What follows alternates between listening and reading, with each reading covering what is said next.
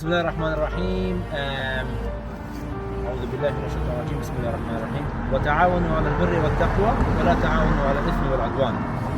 ترجمه آتی است که شما کمک کنین به کارهای نیک و کارهای شایسته و کمک نکنین به کارهای غیر انسانی و غیر شایسته و که پسندیده پروردگار و جامعه انسانی نیست.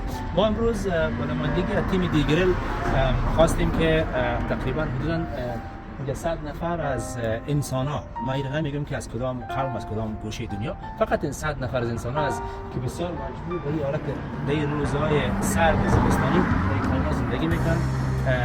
خواستیم تقریبا برشون یک غذای گرم که شامل برنج و چیزا بود تونستیم برشون آوردیم.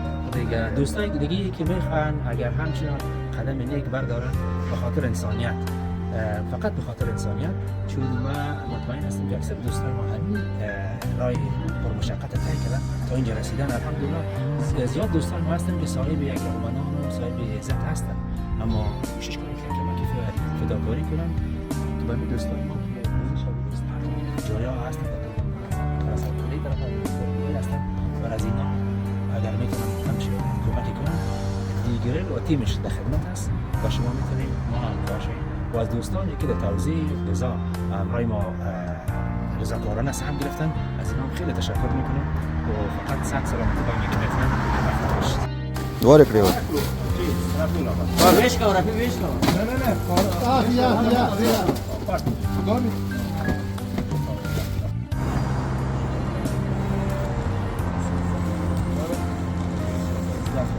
شاید بچه دیگه باشه.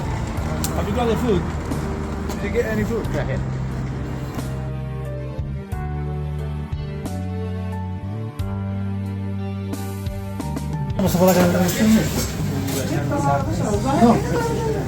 No.